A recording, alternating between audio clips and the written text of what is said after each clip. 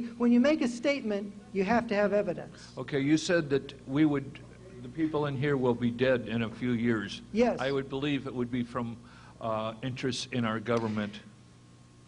You know what's interesting to me is that Chinese generals and the former head of the People's Republic has made the statement that war between between China and the United States is inevitable, and that war will probably be nuclear.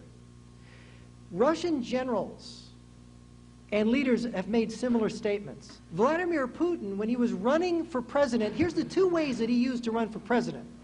One is he said, oh, it's a tragedy that the Soviet Union collapsed. And the other thing he did is he led an all-arms nuclear war exercise.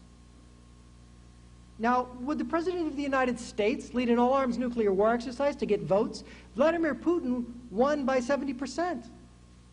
Running on a nuclear war platform, you could argue. I mean, that's probably an exaggeration, okay? But you see, the thing is, these countries really are arming. Why does Russia have all these weapons? Why is China building the largest military force on earth? Why? If they just want to trade with us. Why is that? And why do, when we read their secret intelligence memoranda, it refers to future war with us? The fact of the matter is that everybody who accepts this idea that America is blowing up itself and that America is so evil that it did the Twin Towers itself, I mean, that's anti-American propaganda, and you're believing it. Well, maybe it's to do with the overpopulation. We'll have 9 billion in years. Yeah, but the overpopulation isn't here.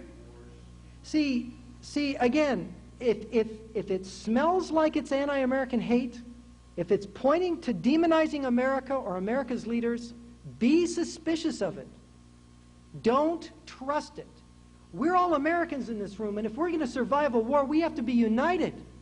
This kind of stuff is made to divide us. You know, in this book, Viktor Suvorov makes a statement that during the Great Terror, they have a giant propaganda apparatus already set up to try to convince the American people not to trust their own leaders.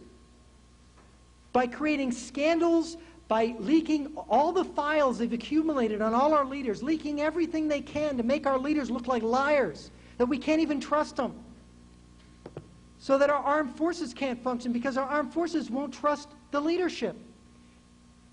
And so this is very important to understand that sowing distrust between ourselves, between Americans, is one of the key things that an enemy will do before a war.